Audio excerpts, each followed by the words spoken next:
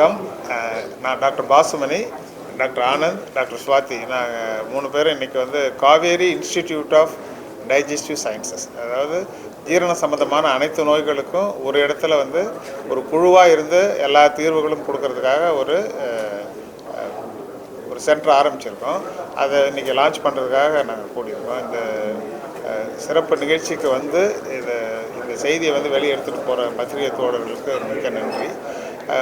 உங்களுக்கே தெரியும், கோடை காலம், குளிர்காலம், இந்த மாதிரி காலத்துக்கு தகுந்த மாதிரி ஜீரண பிரச்சனைகள் இப்போ தொடர்ந்து அதிகரிச்சுட்டு வருது.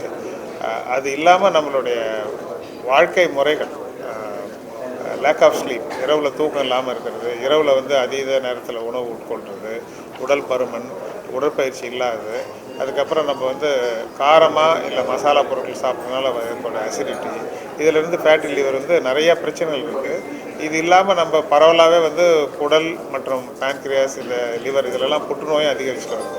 இப்படி சாதாரண அசிடிட்டி, அஜீரணத்திலிருந்து நம்ம நம்மளை பயமுறுத்தக்கூடிய கல்லீரல் மற்றும் கேன்சர் நோய்கள் வரைக்கும் எல்லாத்துக்கும் ஒரு இடத்துல முறையான கண்டறிதல், முறையான சிகிச்சை, நல்ல தீர்வோடு போகிறதுக்காக தான் அந்த உயர்ந்த நோக்கத்தோடு எல்லோரும் சேர்ந்து செயல்படுற ஒரு சிறப்பான மையமாக இதை நாங்கள் அமைச்சிருக்கோம். இதுக்கு பத்திரிகை நண்பர்கள் இந்த செய்தியை கொண்டு போயிட்டு பொதுமக்களுக்கு சேர்த்து உங்களுடைய அன்பான ஒத்துழைப்பு வேணும்னு கேட்டுக்கிறேன்.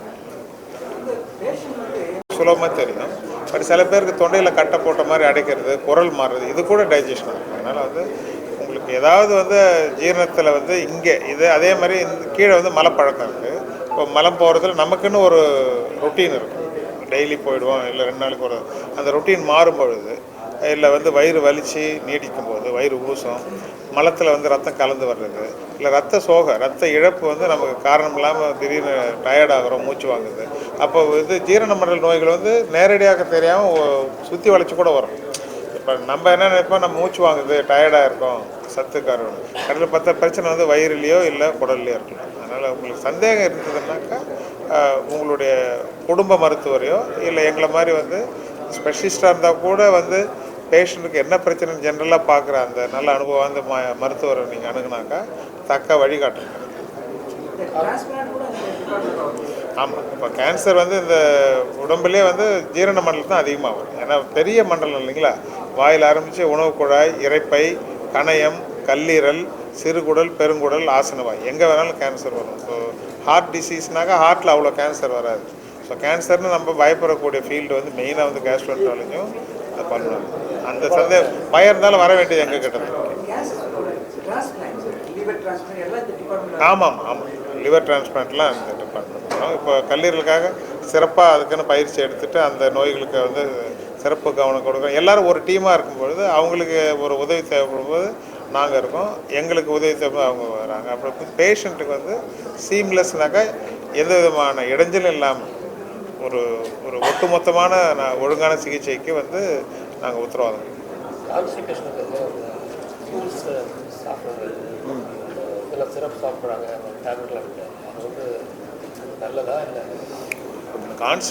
120 பேருக்கு இருக்குது. ஸோ அந்த மலப்பழக்கன்றது நமக்கு மாறும்பொழுது, மோஷன் ரொம்ப கடினமாக வரும்போதோ இல்லை அதை வெளியேற்றுறதுக்கு நம்ம அதிகம் சிரமம் எடுத்துக்கிட்டு, அப்படி சிரமம் எடுத்தாலும் முழுமையாக வெளியேறல, புவர் சாட்டிஸ்ஃபேக்ஷன், திருப்தி இல்லாத, இப்படி பல காரணங்களுக்காக பேஷண்ட் கான்ஸ்டிபேட் வேர்டு யூஸ் பண்ணுவாங்க. எந்த கான்டெக்ஸ்ட், இப்போ 20-30 வயசு நபருக்கு அவங்க டயட்டிங்கில் போகிறாங்க, காய்கறிலாம் குறைச்சிட்டாங்க, தூக்கம் இல்லைன்னாக்கா அது சிம்பிள் கான்ஸ்டிபேஷன். இப்போ 60-70 வயசு நபருக்கு அந்த மலச்சிக்கலோடு ஆசன வாயில் வலி, வெடிப்பு, இல்லை ரத்தம் வருது, இல்லை உடம்பு எடை குறையுது, வயிற்று வலி அதிகமாகுது, ரத்தம் சேதமாகுதுன்னு இதெல்லாம் நம்ம அபாய எச்சரிக்கைன்னு சொல்லுவோம். சிவப்பு கொடியும், ரெட் ஃப்ளாக். அந்த மாதிரி ஒரு நபருக்கு ஒரு மலச்சிக்கல் கூட வேறு என்னென்ன அவங்க உடம்பை சுற்றி, குடலை சுற்றி வேறு உபாதைகள் இருக்கிறதான்றதை பொறுத்து அதனுடைய வெயிட்டேஜ் அதிகமாகும். சிம்பிளாக இருந்தாக்கா நம்ம நீர், நார் சத்து, உடற்பயிற்சி, அது அப்புறம் நம்ம மலச்சிக்கலை உருவாக்கக்கூடிய மருந்துகள் இருந்தாக்கா அதை தவிர்க்கணும். அப்படி கொண்டு போயிடலாம். பட்டு நாள்பட்டு இருக்குது, இப்போ அதிகமாக இருக்குது, வேறு சில சமீக எடை குறைப்பெல்லாம் வருதுனாக்கா அவங்களுக்கு அதான் சொல்ல வாய்ப்பச்சை, அவங்களுடைய ஏஜு, மற்ற கண்டிஷன்ஸை பொறுத்து நம்ம சிம்பிளான மெடிசன் வேண்டுமா, இல்லை டெஸ்ட் பண்ணி பார்த்துட்டு என்னென்னு கண்டுபிடிச்ச வைத்தியம் பண்ண. அதுதான் என்னென்ன சொல்கிறேன்னாக்கா எல்லாருக்கும் எல்லாத்தையும் பண்ண அவசியம் இல்லை. சிம்பிளானவங்களுக்கு சிம்பிளான மருந்து கொடுக்கணும், கொஞ்சம் வந்து ஆபத்தாக உள்ளவங்களுக்கு சிம்பிளாகவே ட்ரீட்மெண்ட் கொடுத்து தள்ளி போகணும். இப்போ ஒரு சில நேரத்தில் அங்கே ஒரு 10 சென்டிமீட்டருக்கு மேலே ஒரு கட்டி இருந்து அதனுடைய அடைப்பினால் மலச்சிக்கல் வரும். 60 வயசு நபருக்கு திடீர்னு அந்த மாதிரி ஆகுது, ரத்தம் கம்மியாக இருக்குனாங்க, நம்ம குயிக்காக ஒரு சின்ன டெஸ்ட் பண்ணி அது இருக்கா இல்லையான்னு கண்டுபிடிக்குது. நான் பார்த்துருக்கேன். அவங்களுக்கெல்லாம் வந்து 3 மாதம் 6 மாதம் வந்து இந்த மலம் இலகிற மருந்து கொடுத்துட்டு நம்ம தள்ளி போடணும். அதாவது செய்யத்தக்க செய்யாமையும் கெடும், செய்ய வேண்டியதை செய்யாமல் விடுறதும் தப்பு. அதே மாதிரி தேவையில்லாத சில வடிவேல் சொல்லுவாருங்களா, இப்போ ஆணியெல்லாம் பிடுங்கக்கூடாதுன்னு சொல்லுவார் இல்லையா, தேவையில்லாத. அப்போ தேவையில்லாமல் வர்றவங்களுக்கெல்லாம் எல்லா டெஸ்ட்டும் பண்ணிட்டு இருக்கிறது தப்பு. எங்கேயோ ஒரு இடத்துல வந்து அதுக்கு பேர் தான் வந்து அனுபவம். இவங்களுக்கு இது வேணும், இது போதும், இவங்களுக்கு இதுக்கு மேலே கொஞ்சம் செய்யணும் அப்படின்னு கண்டறிஞ்சு செய்கிறது தான் வந்து. ஒரு பேஷண்ட்டை பற்றி நம்ம வந்து பேசி இப்போ ஒரு டிபார்ட்மெண்ட்லேருந்து இன்னொரு டிபார்ட்மெண்ட் அனுப்புவாங்க. அப்படி இல்லாமல் நாங்கள் ஒரு இடத்துல கூடி வாரத்துக்கு 2 தடவை இந்த பேஷண்ட்டுக்கெல்லாம் இதெல்லாம் பண்ணிகிட்ருக்குறோம், இது சரியான்ட்டு இந்த ஒப்பீனியன்லாம் ஃப்ரீயாகவும் எத்திக்கலாகவும். மருத்துவத்தில் இப்போ வந்து ஒருத்தவங்க வந்து லேசாக விலகுனா கூட இன்னொருத்தவங்க, இப்போ ஒருத்தவங்களுக்கு எல்லாமே தெரியாது இல்லைங்களா, அதனால் அவங்களுடைய சிறப்பு அறிவை வந்து ஒரு இடத்துல சேர்த்து அந்த பெனிஃபிட்டை பேஷண்ட்டுக்காக எடுத்துகிட்டு போகிற அந்த அப்ரோச் வந்து எங்களுடைய சிறப்பு அம்சமாக சொல்லுங்கள். பெரும்பாலும் இந்த மாதிரி லைஃப் ஸ்டைல் சேஞ்சஸ் என்ன நடக்குதுன்னு நமக்கு தெரியும். இன்றைக்கி வந்து நம்ம மசாலா பொருள் மத்தியானம் சாப்பிட்டுட்டோம், சாயங்காலம் பசிக்கலைன்னும் போது நீங்கள் சொல்கிற அந்த ஓவர் த கவுண்டர் ரெமெடிஸ்ன்னு சொல்லுவாங்க, ஓடிசின்னு வாங்க ஆங்கிலத்தில். நம்மளாக போயிட்டு இது வந்து கடையில் கிடைக்கிறது. பட் காலங்காலமாக நம்ம ஓம வாட்டர் குடித்தோம், ஜீரக தண்ணி குடித்தோம், அப்புறம் இது கிராமத்தில் சோடா வாங்கி குடிப்பாங்க. இதெல்லாம் வந்து சாதாரண ரெமெடி. இதுக்கு வந்து இது தப்பே கிடையாது.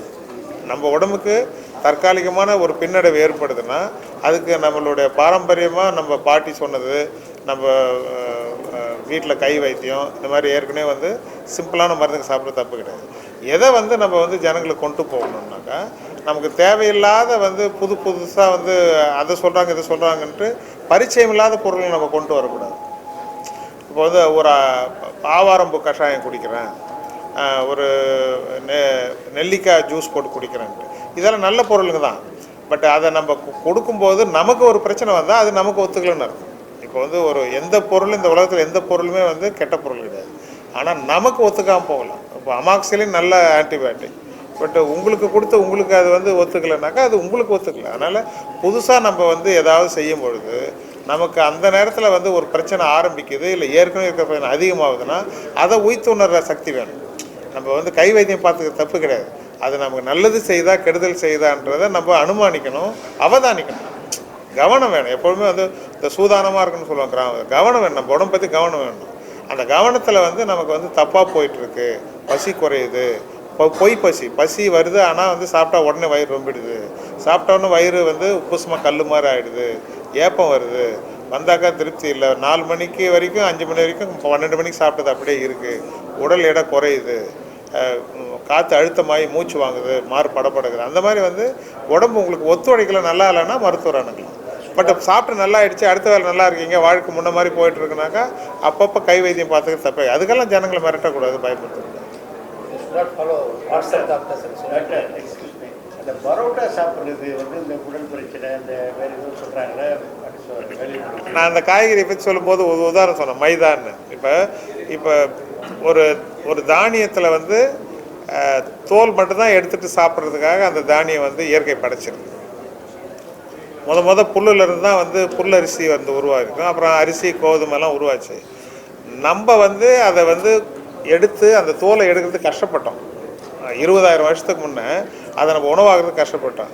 நெல்லும் கோதுமை என்ன செய்யுது, இவன் ரொம்ப கஷ்டப்படுறான், நம்ம தோலை கொஞ்சம் சுலபமாக உரிச்சு கொடுத்தோம்னா இவன் நம்மளை வளர்ப்பான், நம்ம சந்ததியை வளர்ப்பான் அப்படின்ட்டு அவங்க நமக்கு விட்டு கொடுத்தாங்க. தானியங்கள்லாம் நமக்கு விட்டு கொடுத்தாங்க.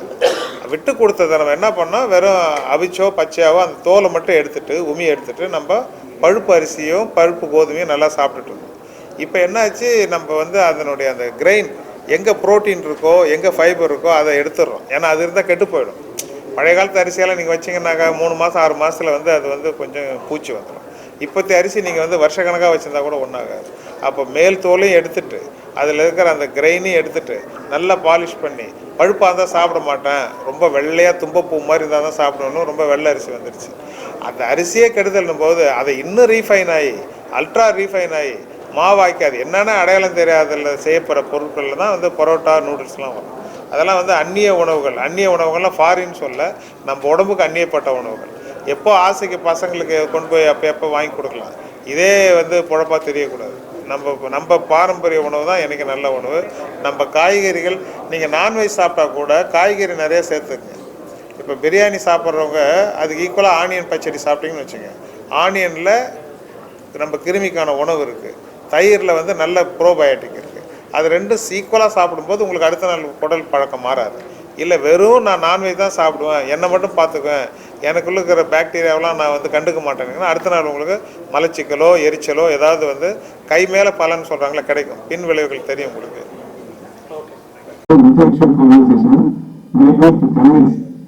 Whatever happens, I'm going to survive here. I'm going to become a doctor in this world.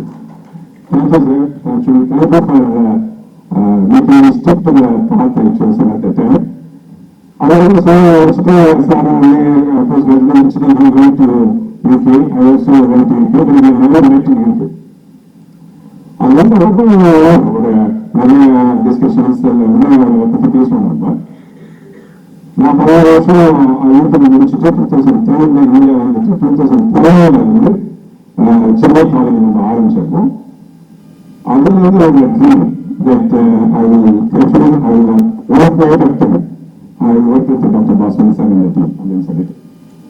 So it has taken 13 years, 17 வருஷம் இந்த கனவு நினைவாகிறதுக்கு. தேங்க்யூ. அண்ட் டாக்டர் ஆனந்த் வந்து from 2014, I think I started speaking to him. சொன்ன மாதிரி ஒரு குழுப்பி வைத்தியநாள் மாதிரி doctor ஆனந்தோட இந்த எண்டோஸ்கோபி ஸ்கில்ஸ் வந்து அவங்க சொன்னீங்கன்னா அப்படியே அவ்வளோ அப்ரிஷியேட் பண்ணாங்க. ஸோ வந்து அவனுக்கு நாலு கொஞ்சம் பண்ணிட்டு இருந்தாங்க.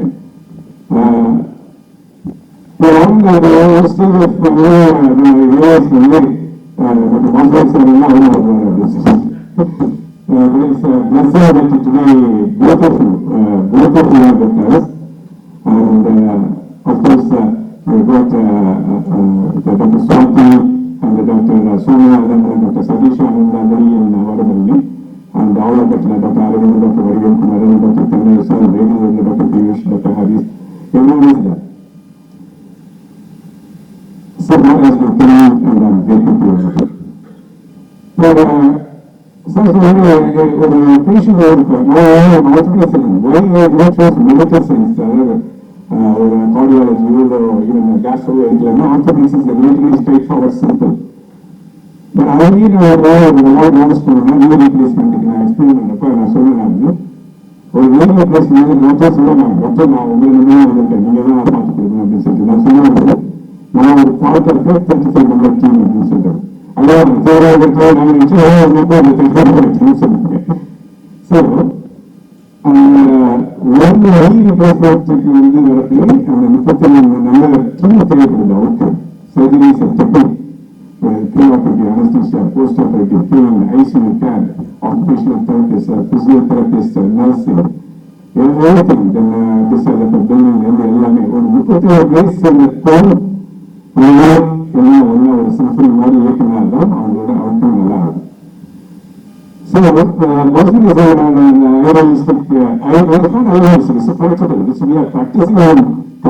ஃபேமிலி ஹாஸ்பிட்டல் அப்போ ஒரு பேஷண்ட் வந்தப்போ சரி இவர் வந்து கேஸ்ட்ரோ பேஷண்ட், இவர் ஆர்த்தோ பேஷண்ட், இவர் சுகர் பேஷண்ட் அப்படிங்கிற மாதிரி இருந்தாங்க. What is difficulty very years come எனக்கு இதுன்னு சொல்லிட்டேன். அவருக்கு ஒரு ஃபங்க்ஷனல் ப்ராப்ளம் இருக்கு, எனக்கு வந்து டைஜஷன் பிரச்சனை இருக்கு, எனக்கு வந்து ஜாண்டிஸ் இருக்கு. அது மாதிரி ஃபங்க்ஷன் அது focus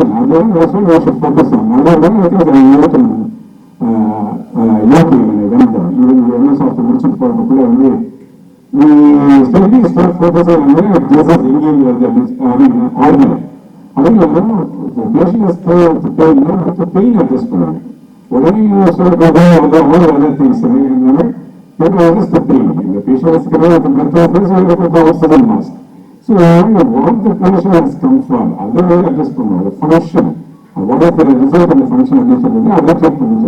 And then coordination of digestive diseases and the liver, hepatobiliary, there is you can start picking up each and every other organs. But does the patient know that actually, they tell us the doctor, now whatever is there, Your goals and experience and the treatment is fundamental. And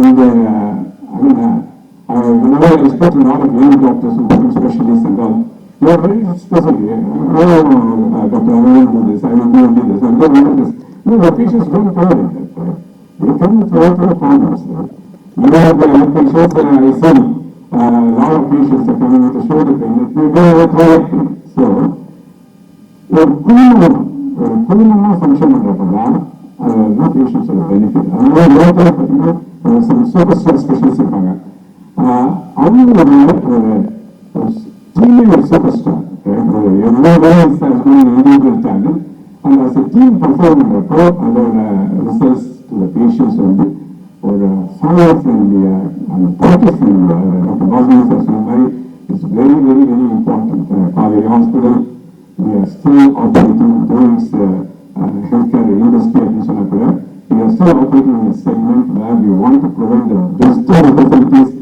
I mean, we all, most of our doctors trained abroad, including Dr. Basmani Sarnanga, எல்லாம் அப்படி சொல்லிட்டு how is the fraction of the cost? In fact, we have an operations பார்த்தேன் ஒரு patient வந்து ஒரு 60-year-old lady, she went to Singapore.